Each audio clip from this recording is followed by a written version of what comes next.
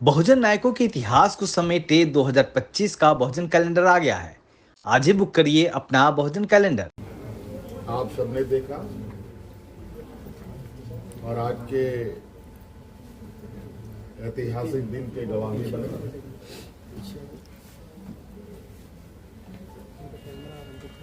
आज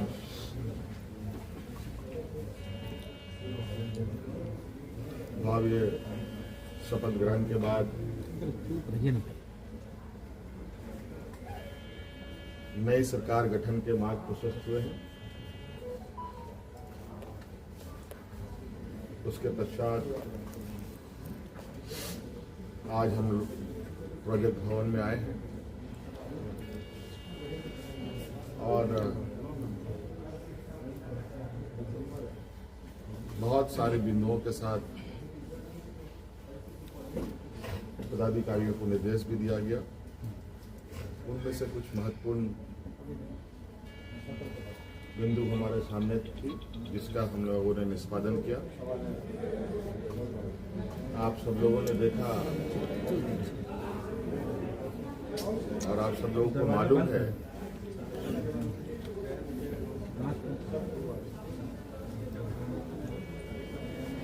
केंद्र सरकार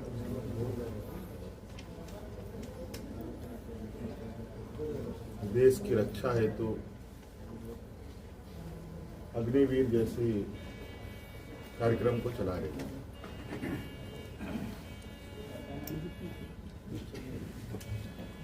उस विषय को लेकर कई सवाल हैं नौजवानों के भविष्य को लेकर, और आपको मैं बताना चाहूंगा कि राज्य सरकार ने, हम लोगों ने पहले ही ये निर्णय लिया था कि झारखंड राज्य के जो भी नौजवान अग्निवीर में शामिल होंगे और किसी घटना में अगर उनकी मृत्यु होती है तो उनके पूरे परिवारों के साथ, परिवारजनों के साथ राज्य सरकार खड़ी रहेगी और राज्य पुलिस कर्मियों को जो राज्य की किसी घटना में मृत्यु होने पर जो सहायता सहयोग सरकार देती है,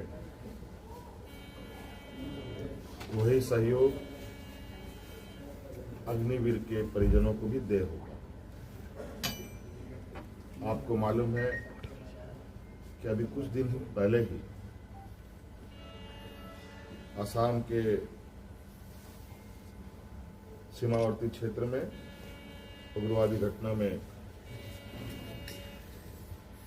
21 या 22 तारीख का दिन है, जहां झारखंड का एक नौजवान चंदन क्यारी, बोकारो जिले का एक क्षेत्र है, वहाँ का एक नौजवान अर्जुन महतो जो वीर गति को प्राप्त हुआ, उनको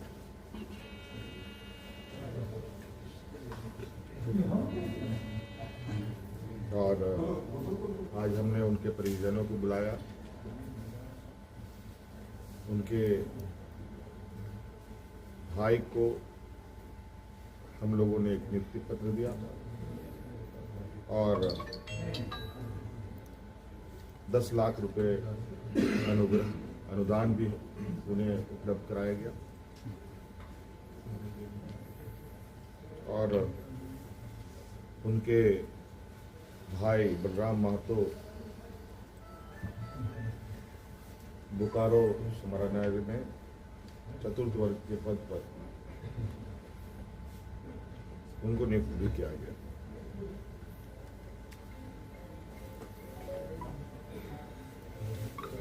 लगभग मुझे लगता है इस घटना को हुए हफ्ता दिन हुआ होगा और हमारी कोशिश थी कि अविलंब उनको ये सहायता उपलब्ध कराया जाए, क्योंकि आप सबको मालूम है कि राज्य में आचार संहिता लागू था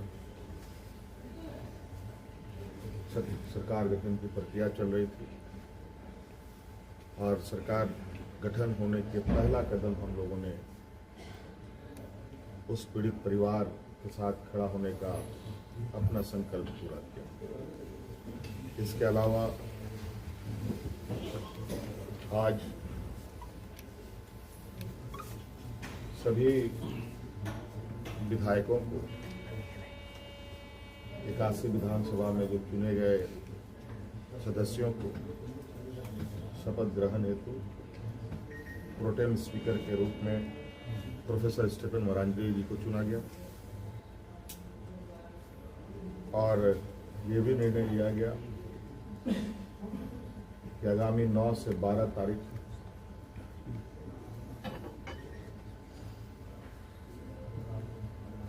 सरकार का प्रथम सत्र आहूत होगा और ये भी निर्देशित किया गया कि जो हमने निर्णय लिया था कि मैया सम्मान योजना के तहत दिसंबर माह से महिलाओं के खाते में 2500 रुपये देने का, उसे भुगतान किया जाएगा प्रति माह। केंद्र सरकार में हमारा जो बकाया है 1,36,000 करोड़ रुपया,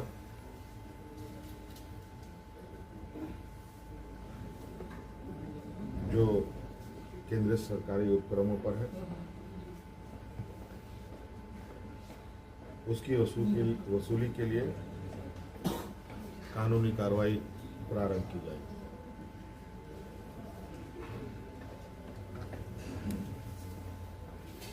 आपको पता है ये राज्य देश का सबसे पिछड़ा राज्य है। यहाँ पर सामाजिक सुरक्षा, सोशल सिक्योरिटी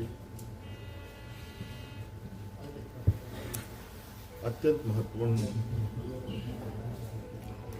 और आवश्यक है। इसके तहत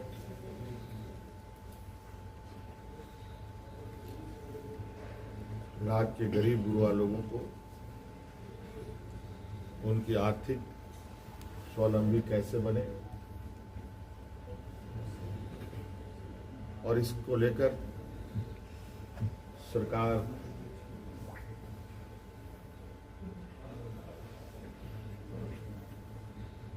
को अपनी आय बढ़ाने की आवश्यकता होगी। इसके लिए नए स्रोत खोजे जाएंगे। खनन क्षेत्र में लागू या चल रहे पुराने करों की समीक्षा होगी और उसमें वृद्धि एवं न्यायिक मामलों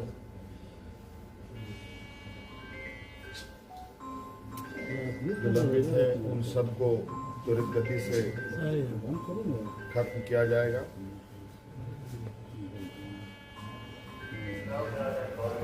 खनन क्षेत्र में कितनी अधिक करें बढ़ाई जा सकती है, इस पर सरकार आगे बढ़ेगी। आप सबको मालूम है कि हम लोगों ने उत्पाद सिपाही में भर्ती की प्रक्रिया पूरी कर ली है, लेकिन इस प्रक्रिया के तहत बड़े पैमाने पर नौजवानों की जाने गई हैं, जो बहुत ही दुखद घटना के रूप में हमारे सामने आया है।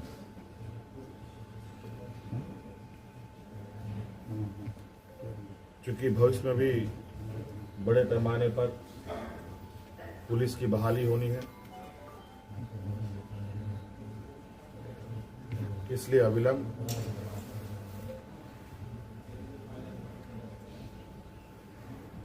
पीछे हुए नियुक्ति में जो घटना घटी है उसकी समीक्षा की जाएगी।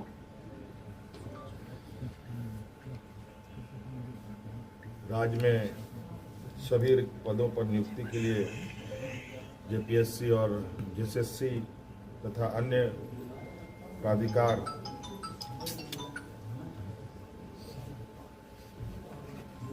एक जनवरी 2025 के पूर्व परीक्षा कैलेंडर प्रकाशित किया जाएगा और जो लंबित रिजल्ट हैं उनको प्रकाशित किया जाएगा।